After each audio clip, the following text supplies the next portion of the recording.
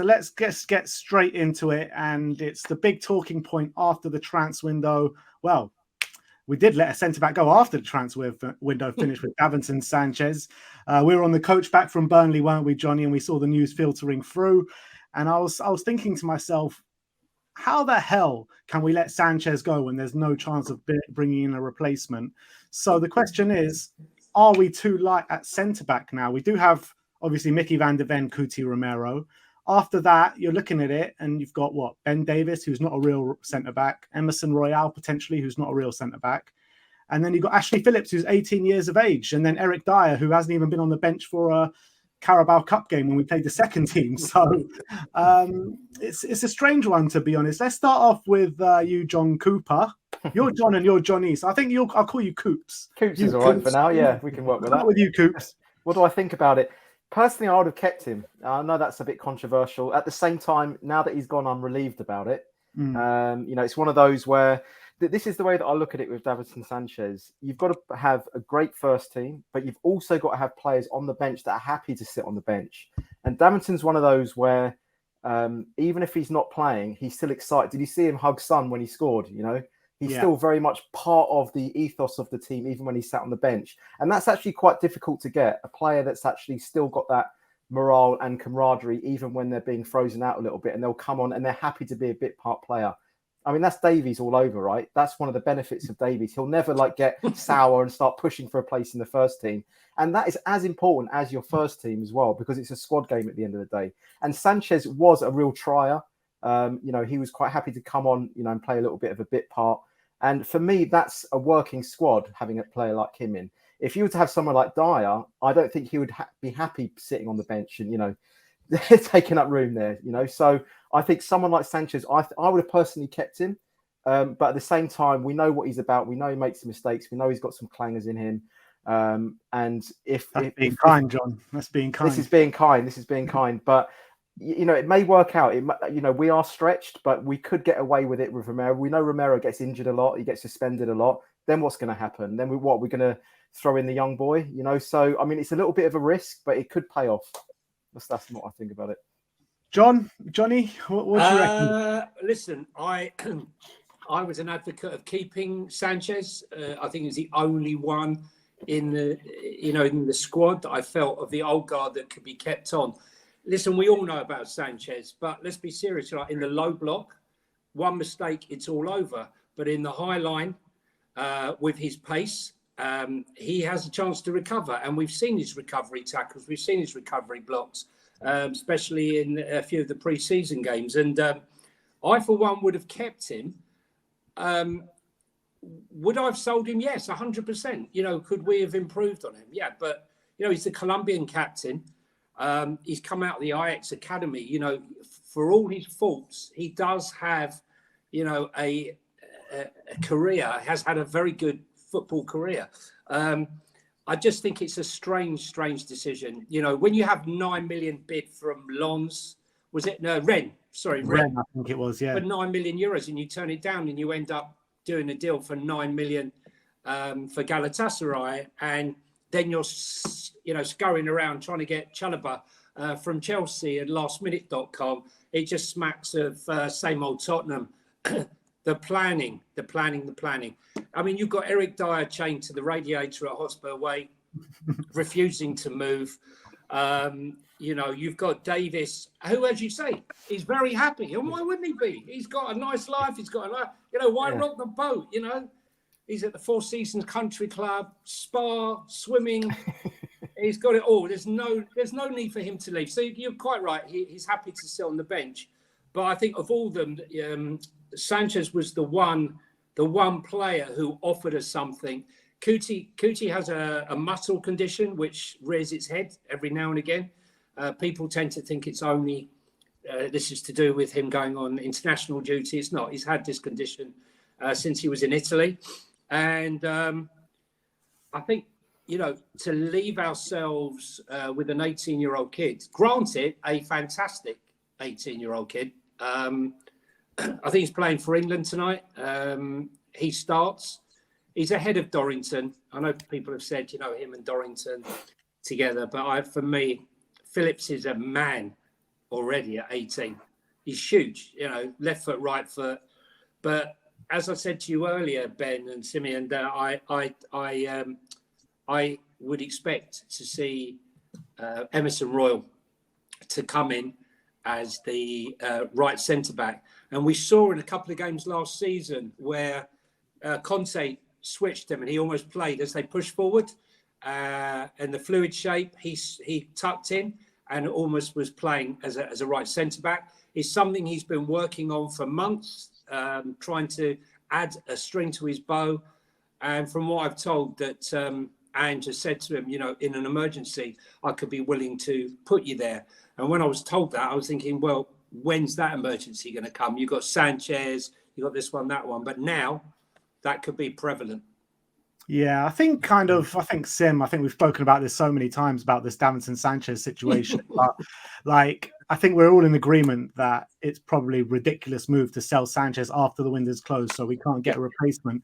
But on Ashley Phillips, it's an interesting one because Ange was, I think Ange brought out a book a while back, and some comments and quotes have been coming out from that book saying that, you know, it doesn't matter how old you are. He's saying if I think you've got a big future ahead of you, like, I'm going to put you in and I'm going to give you minutes early instead of maybe keeping you by the wayside like many other managers do.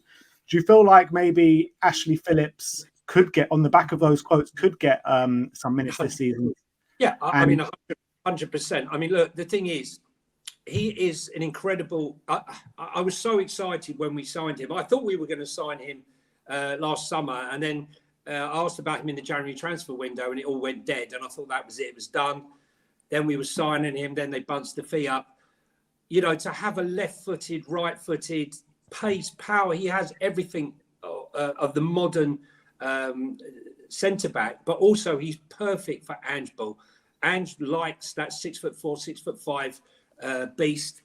I think he can do it. But as we alluded to before, guys, it's very unusual. It's not unusual to have an 18-year-old striker or an 18-year-old midfielder or an 18-year-old winger, but it's very, very unusual to have an 18-year-old centre-back roll in, especially into something like the Premier League. And would it be harmful to him should he come in and make a mistake, seeing what our fan base is like at times? It depends what his mentality is like at the end of the day. And I was watching highlights of him last season when he was playing in the Cup against Nottingham Forest, against the Premier League side, and he didn't look out of place whatsoever in terms of physically.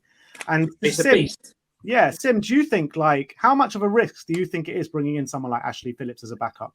As much as I want a pathway to the first team, and that is something that we've been complaining about on this channel. So I don't want to be hypocritical by saying now there's a pathway to the first team, and I'm going against that. But I think you have to do it in a smart way.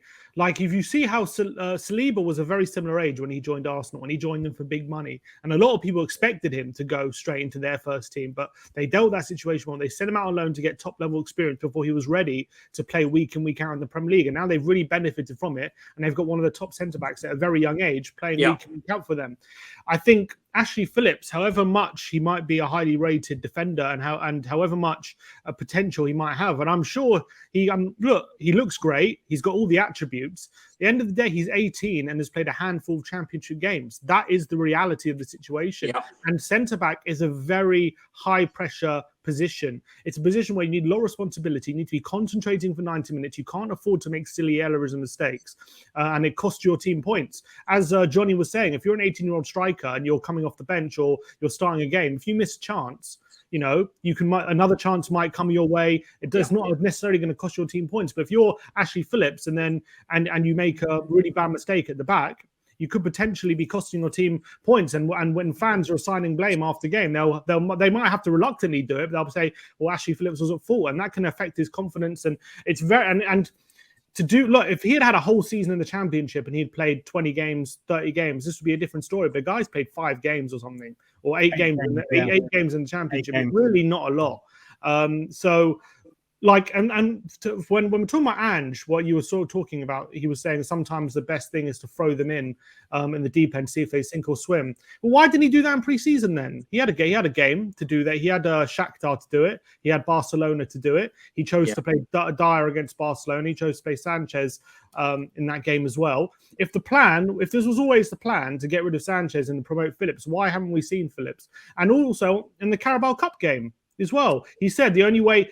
I find it a bit hypocritical for Ange. Not hypocritical, sorry, because he didn't say what Ben said. He said now. He said it years ago in a book. So I'm not saying he's hypocritical, but it's a contradiction. It would be a contradiction to say how am I supposed to judge players if I haven't seen them play? And then you're getting rid of Sanchez and trusting in Phillips when we haven't seen him play yet in a game.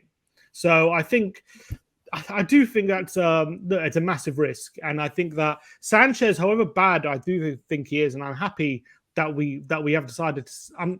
I'm happy we took the decision to sell him. We deem that he's not good enough for us, and we've sold him. I'm happy about that. It's something we've been calling for a very, very long time. I see on our last video with Sanchez, when we spoke about it, people were like, well, you've been calling for Sanchez to go for so long, and now he's finally going, and you're complaining, aren't you being hypocritical? And blah, blah. I'm like, it's not that simple though. You can't. I'll give you an analogy. It's like you're living with someone and the bin is overflowing. You're like begging them, can you take the bin out, please? Just every day, can you take the bin out? Can you take the bin out? For like weeks on end, they haven't taken the bin out. It's like overflowing. It's horrible. It's getting stinky or whatever.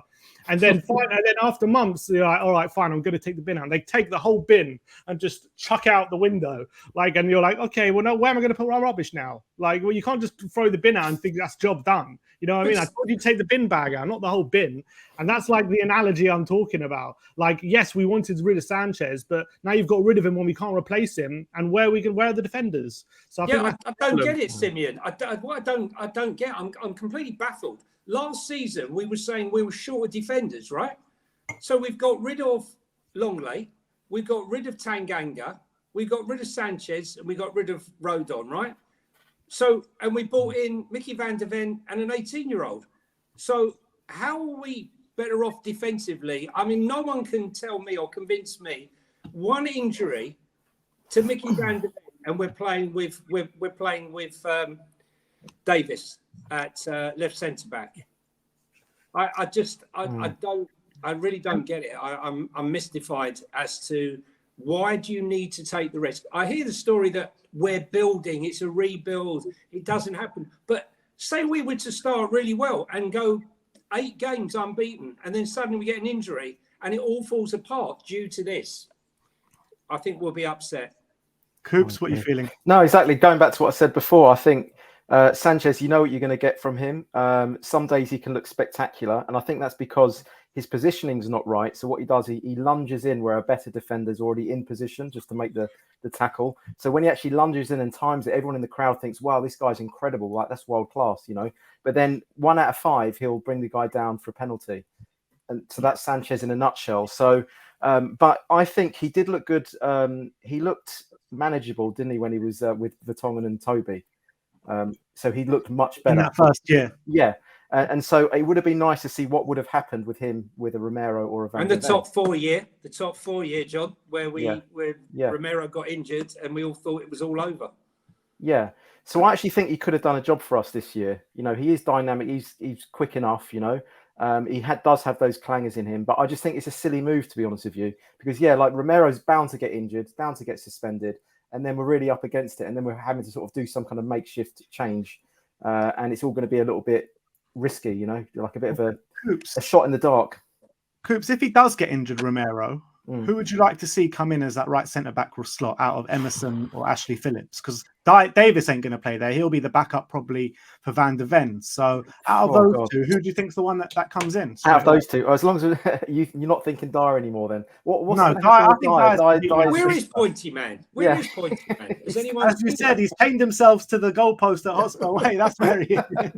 I mean, I can't believe we've reached a point where Emerson Royale is going to be like our number 1 replacement centre back. I mean, it's just he's a good defender. He's a good defender. He's very robust. He's strong, isn't he? Like, he's very strong actually. He's got that kind of wiry Brazilian sort of frame, isn't he?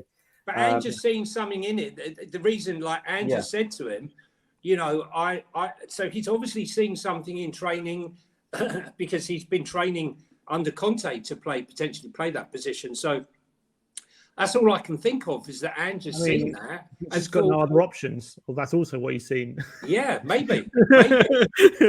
Maybe. No, really, like, we've got nothing. We don't, unless you want to trust an academy player who's played 8 professional games. It's madness. Like, that's all, that like, and not even at the highest level.